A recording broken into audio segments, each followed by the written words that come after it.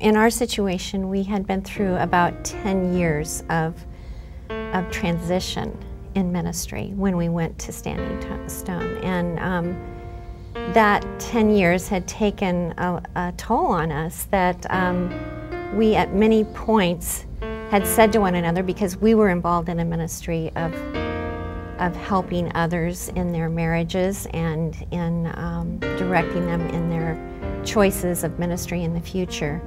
We said, where's the person like us to help us through this hard time that we're going through?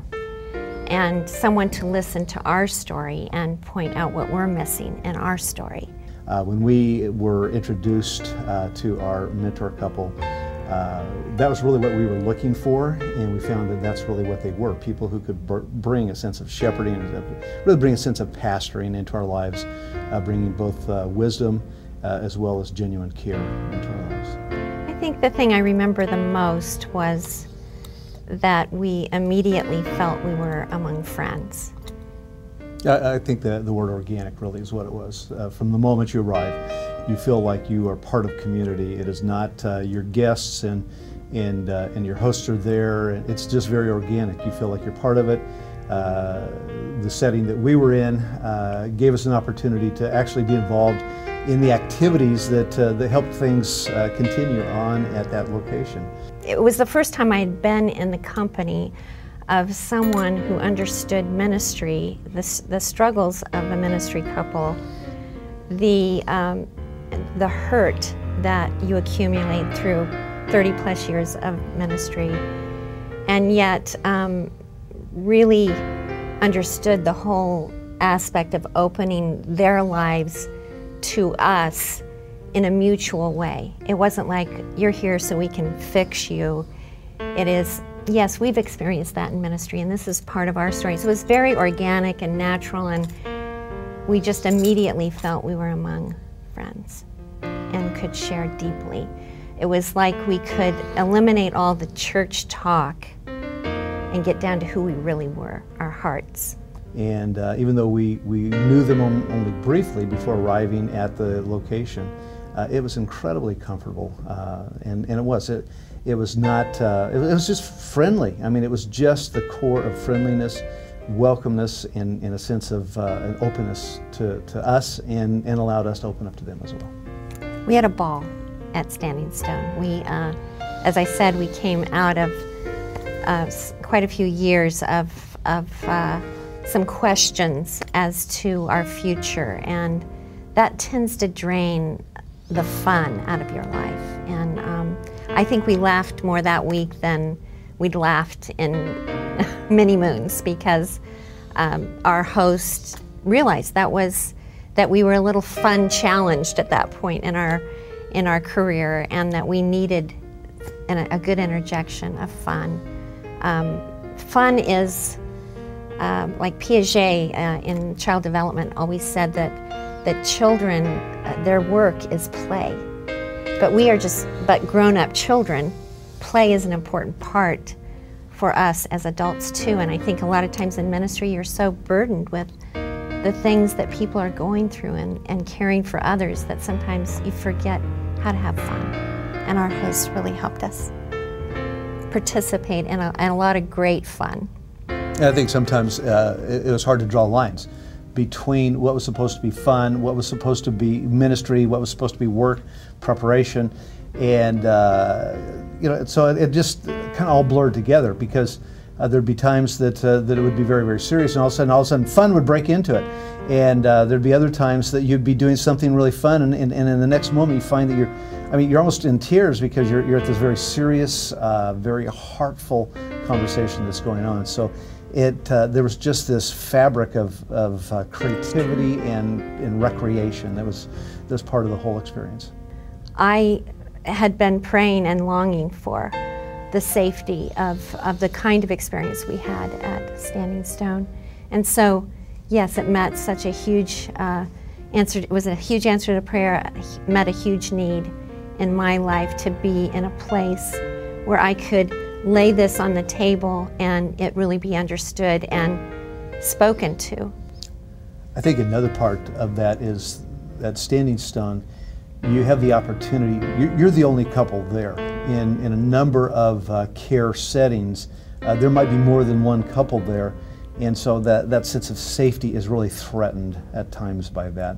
By being the only couple there and being with mentors who provide a real sense of safety, you feel like I can really open up, and there's a real sense of comfortability. So I think that idea that Standing Stone really values just ministering to one couple at a time makes a huge difference. Our ongoing relationship with the mentors that we had at our Standing Stone experience, in fact, it's kind of hard to say that we had because it's an ongoing relationship. It was a relationship that started as we began to investigate going to the Standing Stone experience. It was a mentoring relationship that we had there, and then it has continued. Very much has become very peer-oriented, very much that we relate to each other very much at a peer level. But at the same time, they are somebody, because we know from the experience that we had at the facility, at this local setting, was that now we have laid enough information, we've laid the groundwork, foundation is there, that we can go on, and we don't have to give them all new information. We don't have to bring them up to par. They're up to par, they're up to date, and we just need to give them where we are now, and it becomes very, very helpful. And I think that's part of the safety, is knowing that the relationship with your mentor will be something that continues. It's not been there, done that, moving on to the next couple, but that they take an interest in you for the long haul. And so we have social times with our mentor probably 3 times a year. Lately we've been Skyping with them, just continuing the mutual refreshment that we receive from the relationship. We would recommend the Standing Stone experience to anybody in ministry, particularly as couples, but I think even as individuals, because the life of ministry can, while at the same time it is incredibly refreshing, it is enriching, it is a part of what God has called us to, it can be a real time of draining. We are expending spiritual energy, emotional energy, physical energy, and so there is this sense of your life really being drained. And that idea that who shepherds the shepherd? When you move into ministry, you are called to care for, to shepherd people, and yet so often you're not being shepherded, you're not being cared for, pastored by anyone in relationship to you. And if you are, it often has an organizational context to it, a denominational context. These people are shepherding me, but they also hold the strings to the longevity of my position, the success that I will have in the future. But to go to a place like Standing Stone, where you know these people care for me, genuinely care for me, for who I am, for what it is that God has called me to, and none of this, you know, it's kind of Fight Club, you know, it's going to stay there, and we're not going to have to worry about who else hears about this, because these people are safe. We have recommended Standing Stone many times to couples that don't need therapeutic help. It's the first place we think about sending people when we find out that they need refreshment in ministry and in their marriage. Every marriage, no matter whether you're in ministry or otherwise, needs continuing care and attention. And so these couples have really dedicated themselves to understanding the needs of a couple in ministry and providing that kind of refreshment for the ministry leader, but also for the marriage. And the spouse is really considered. Many organizations really focus on the pastor and leadership, and those are important areas.